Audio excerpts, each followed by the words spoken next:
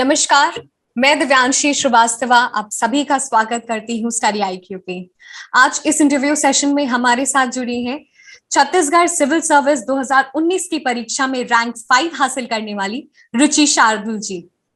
Welcome Ruchi to Study IQ. Thank you Divyanshi, thank you very much. Ruchi के बारे में बता दूं तो ये इनका तीसरा प्रयास था इस एग्जामिनेशन में और पहले दो प्रयास में भी शी हैज बीन सक्सेसफुल और अभी currently she was working as subordinate service account officer. Ruchi, मैं शुरुआत इसी से करना चाहूंगी कि 3 प्रयास, 3 सक्सेसफुल अटेम्प्ट, लेकिन हर प्रयास में आप खुद से बेहतर रही हैं। क्या इसका मंत्रा है और हर एस्पिरेंट को आपकी जर्नी से कैसे सीख लेनी चाहिए? एक्चुअली फर्स्ट अटेम्प्ट वाज मतलब काफी इम्प्रूवमेंट की जरूरत थी। नॉलेज वाइज तो ऐड से तीनों अटेम्प्ट्स में आई वाज प्रिटी सिमिलर, मगर साथ के जो एस्पिरेंट्स थे, जो सक्सेसफुल लोग थे, उनसे काफी गाइडेंस मिला मुझे। उन लोगों से मैंने आंसर्स चेक कराई अपने। इवन मेरे साथ जो सबऑर्डिनेट अकाउंट ऑफिसर्स थे, उनसे भी मैंने आंसर शीट चेक कराई। And I think answer writing, presentation में इम्प्रूवमेंट की मुझे काफी जरूरत थी।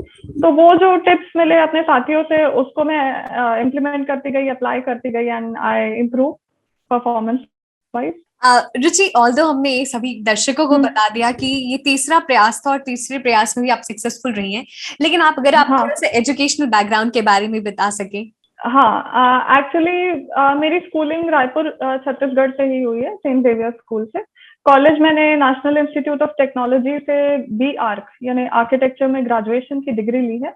और मुझे 10th स्टैंडर्ड के बाद ही ऐसा लगता था कि मुझे सिविल सर्विस में जाना चाहिए, because the work culture, the not exactly the work culture, but the opportunity to serve, the opportunity to create a difference, जो सिविल सर्विस प्रोवाइड करता है जैसा प्लेटफॉर्म, वैसा तो शायद ही कहीं है। तो 10th स्टैंडर्ड के बाद ऐसा डिसीजन तो था, मगर क्योंकि एक प्रोफेशनल डिग्री भी चाहिए होती है, मिडिल क्लास इंडियन का ड्रीम होता है, तो I switch to architecture and then after my graduation I switch back here again. या रुचि, जो इनिशियल एस्पिरेंट्स हैं जो इस एग्जामिनेशन की तैयारी करना चाहते हैं, कैसे इस तैयारी को अप्रोच करना है? जैसे आपने भी बताया कि तीनों ही अटेम्प्ट में आप knowledge, you always acquire the knowledge, बस एग्जामिनेशन क्या चीजें चेंज करनी थी वो आपको समझना है। तो ये जो पहले मैं नॉलेज जानना चाहती हूँ, वो कैसे ग्रैब करें, कैसे अप्रोच करें एग्जामिनेशन को, फिर हम आएंगे स्ट्रैटेजी पर। देखिए, सबसे पहले NCERTs पढ़ना तो मस्ट है, क्योंकि बहुत अच्छा इंफॉर्मेशन है, बहुत अच्छे राइटर्स हैं जो लिखते हैं, प्रेजेंट करते हैं। उसके बेसिक नॉलेज के बिना तो अपन आगे नहीं बढ़ सकते, वो ही फाउंडेशन प्रोवाइड करता है। फिर कुछ बेसिक बुक हैं, आई थिंक हर एस्पिरेंट जैसे ही आता है within a few weeks वो जान जाता है कौन सी बुक्स हैं। N Laxmikanth for polity and Spectrum for modern history, ऐसी जो बेसिक बुक्स हैं वो।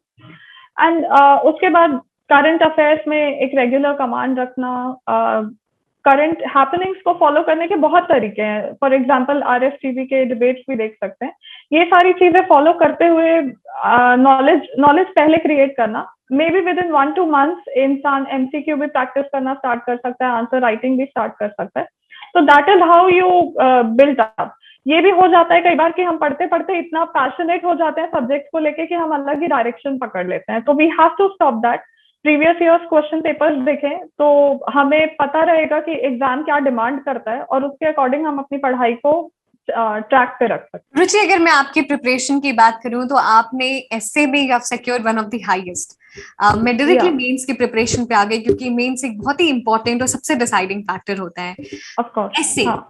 एसए कई बार होता है जीएस की प्रिपरेशन में लोग एसए को नेग्लेक्ट कर देते हैं। मैं आपसे जानना चाहती हूँ आपने क्या स्ट्रैटेजी अपनाई थी एसए में, और शायद एसए आपका सबसे स्ट्रॉन्ग पॉइंट रहा है में।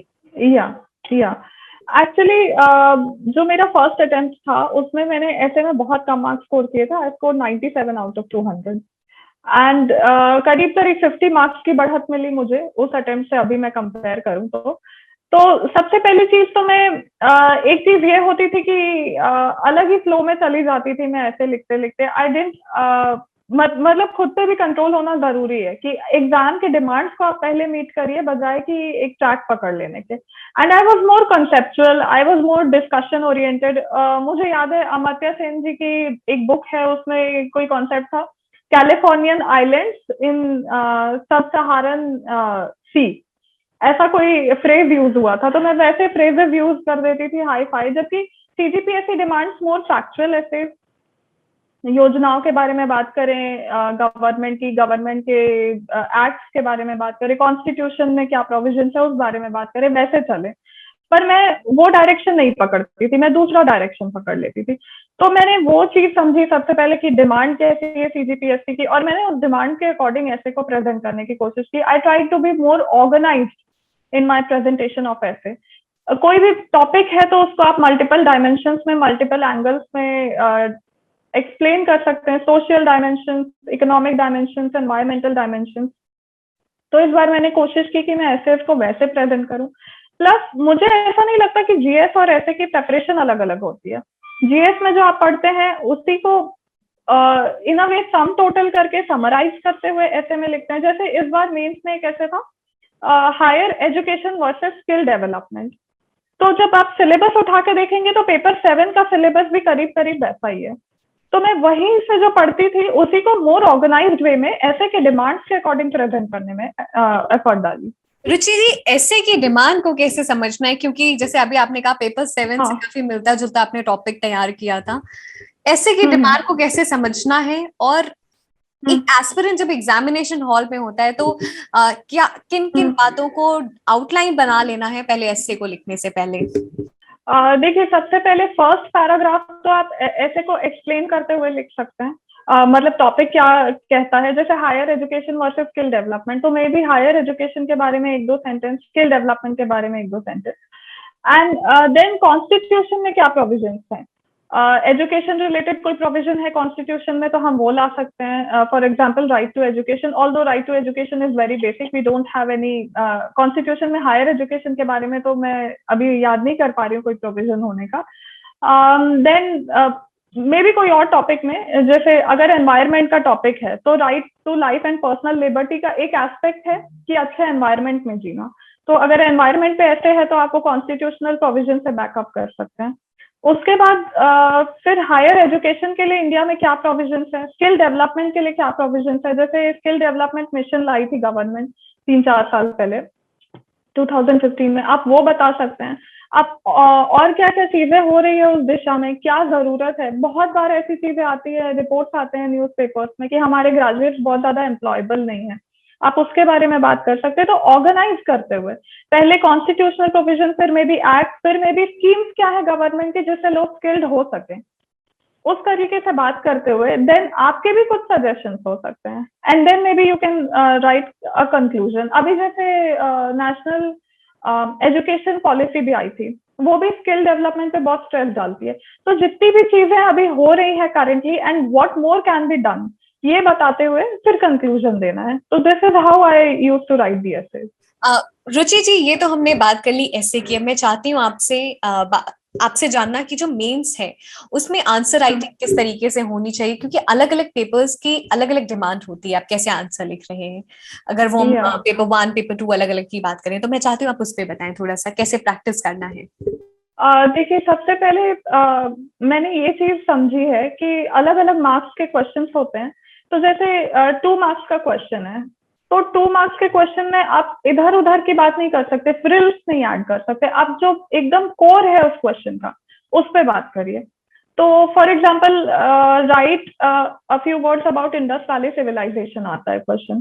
तो आप ये बताइए कि इंडस और सरस्वती रिवर के बैंक्स पे ये सिविलाइजेशन बसा था, किस टाइम पीरियड में बसा था, क्या ज्योग्राफिकल लोकेशन थी, ये बताइए। जब वही क्वेश्चन 15 मार्क्स पे आएगा तो आप उसमें और भी चीजें ऐड कर सकते हैं कि टेराकोटा की मूर्तियां मिली थी, सिटी प्लानिंग कैसे होती थी, ऐसी अलग अलग बातें जो भी आपको तब सूटेबल लगे वो ऐड कर सकते हैं। पर जहां जितने कम मार्क्स का क्वेश्चन है उतना ज्यादा आपको कोर के करीब पहुंचना है कोई भी क्वेश्चन में। For example presidential versus prime ministerial, presidential versus parliamentary system of governance, polity में आता है क्वेश्चन। तो आपको लेजिस्लेटिव और एग्जीक्यूटिव का रिलेशन बताना चाहिए उसमें, क्योंकि वो कोर है इन दोनों टाइप के सिस्टम्स में। तो जहां कम मार्क्स की बात आए आप कोशिश करिए कि आप क्वेश्चन के एकदम कोर में रहें, और जहां ज्यादा मार्क्स की बात आए तो you can add supplementary information also. तो ये चीज मैंने बहुत प्रैक्टिस करी, ये चीज बहुत समझने की कोशिश करी कि कम मार्क्स के आंसर में भी मैं कैसे पर्टिकुलर रहूं कि I can fetch the maximum marks. फिर एक चीज मैंने ये करी, हिस्ट्री में तो मैं मैप्स बनाती ही थी। हिस्ट्री में आई वॉज वेरी पर्टिकुलर कि I shouldn't miss the maps, जहाँ पे ज्योग्राफी में, but I also added maps in history.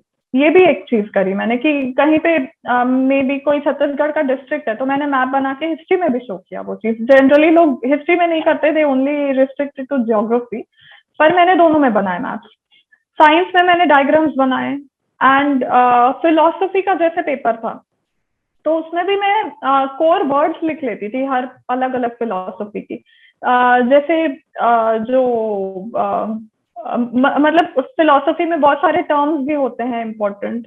तो अद्वैत वेदांत है तो उसमें ब्रह्म सत्य जगत मिथ्या ऐसे करके जो टर्म्स होते थे अलग अलग, वो भी मैं अलग से लिख के रखती थी और एग्जाम के पहले उसको रिवाइज करती थी।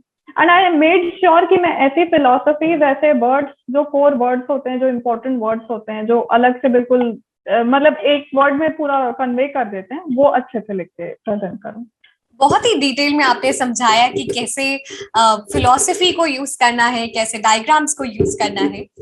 अभी मैं आगे चलते इंटरव्यू में और बात करते हैं छत्तीसगढ़ का जो करंट अफेयर्स है और उसको किस तरीके से कवर करना है, अखबार कैसे पढ़ना है।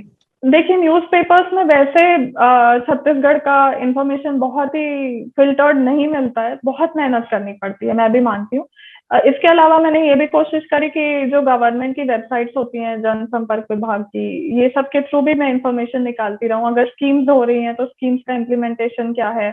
एंड इकोनॉमिक सर्वे जो है गवर्नमेंट का, आई थिंक इकोनॉमिक सर्वे बहुत अच्छा सोर्स होता है मेन आंसर राइटिंग को एनरिच करने के लिए, कि डेटा बताएं, आप ये बताएं कि कहाँ पे क्या हो रहे हैं, स्कीम्स कैसे इम्प्लीमेंट हो रही है, किस पर्टिकुलर जगह को किस तरीके से गवर्नमेंट पर्टिकुलरली टारगेट कर रही है फॉर डेवलपमेंट या for social betterment, social upliftment. तो वो सारी चीजें economic survey, but you can filter वहां पे। I think one can prefer economic survey, but still थोड़ा थोड़ा तो पढ़ते रहना पड़ेगा, थोड़ा मे बी हेडलाइंस पढ़ के कुछ देख लें, फिल्टर कर लें। जी रुचि जी, आप ऑलरेडी एक सर्विस में थी और आप एग्जामिनेशन लिखती थी, किस तरीके से आप टाइम मैनेज करती थी अपना, क्योंकि बहुत सारे ऐसे वर्किंग प्रोफेशनल होते हैं who can relate to your journey, और वो भी आपने जिस तरीके से टाइम मैनेज किया वो भी उस तरीके से टाइम मैनेज कर सकती हैं। सी वर्किंग होने में बहुत बड़ा एडवांटेज ये होता है कि आप लाइक माइंडेड लोगों से घिर जाते हैं। मतलब आई वॉज तो वेरी लकी कि I got really good friends, hard working friends. And